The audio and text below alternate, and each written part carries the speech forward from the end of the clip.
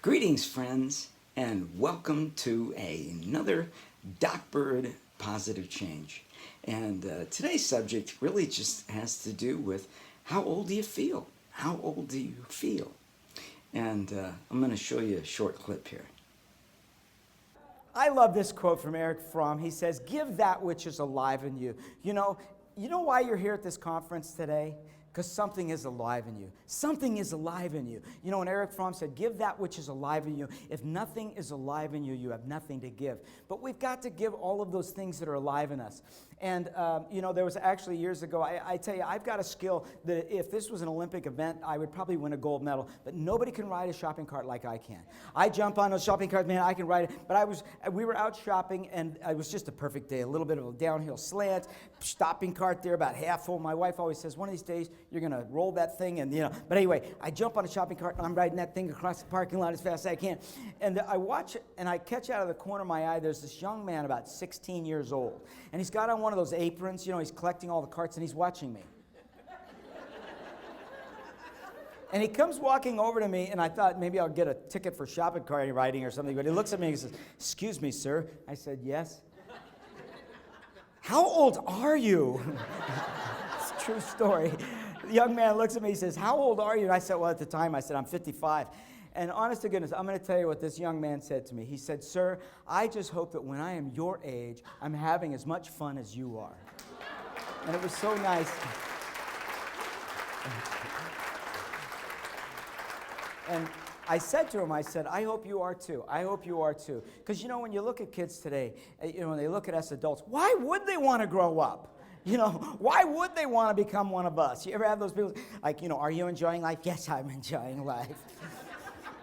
Why don't you tell your face, And yes, I have to tell you right now that that's a true story, and Annie was there with me.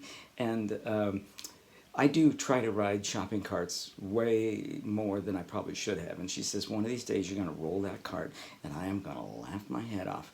But I do love riding my shopping carts, and that's a true story about this young man who came up to me. And it's always reminded me of when the way that people age so much earlier than they should in their life.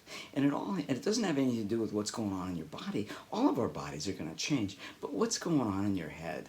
And when a kid says to me, he says, "How old are you?" Well, I'm as old as I'm thinking these days. It's a wonderful quote from Satchel Paige.